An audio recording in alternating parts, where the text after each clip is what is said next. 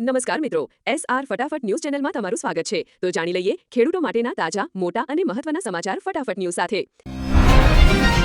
ગુજરાતમાં આજે અનેક જિલ્લામાં હળવો વરસાદ પડ્યો છે. ખેડૂતોએ પાક માટે આ વરસાદને લાભદાયી ગણાવ્યો છે. સોના ચાંદીના ભાવમાં આજે થોડો વધારો નોંધાયો છે. બજારમાં ખરીદીમાં પણ વધારો જોવા મળ્યો. પેટ્રોલ અને ડીઝલના ભાવ આજે સ્થિર રાખવામાં આવ્યા છે. છેલ્લા કેટલાક દિવસથી ભાવમાં કોઈ ફેરફાર થયો નથી.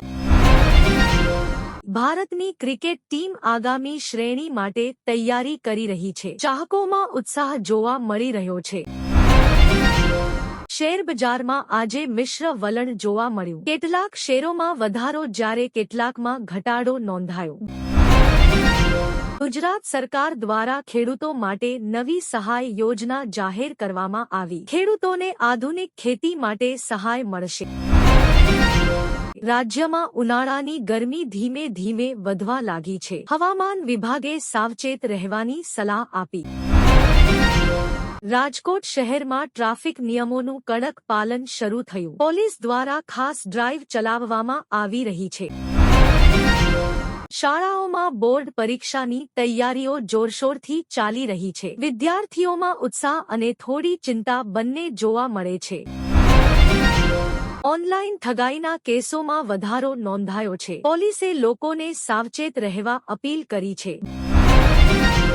ભારતના અવકાશ ક્ષેત્રમાં નવા પ્રોજેક્ટની જાહેરાત થઈ છે. વૈજ્ઞાનિકોમાં ખુશીનો માહોલ છે. ખેડૂતોમાં ઓર્ગેનિક ખેતી તરફ ઝોક વધ્યો છે. બજારમાં ઓર્ગેનિક ઉત્પાદનની માંગ વધી રહી છે.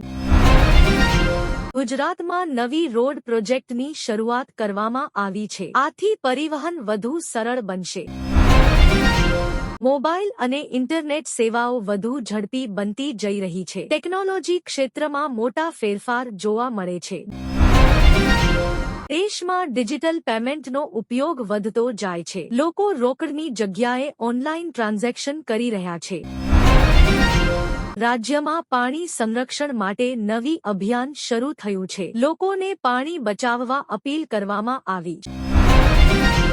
શહેરોમાં પ્રદૂષણ ઘટાડવા માટે નવા પગલાં લેવામાં આવી રહ્યા છે. સરકાર સ્વચ્છતા અભિયાનને પ્રોત્સાહન આપી રહી છે.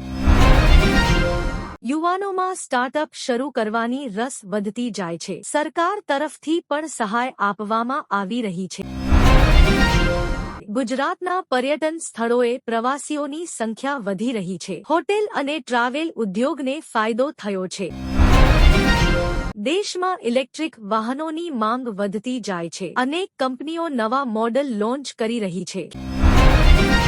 ખેડૂત બજારમાં શાકભાજીના ભાવમાં થોડો ઘટાડો થયો છે. ગ્રાહકોને રાહત મળી છે.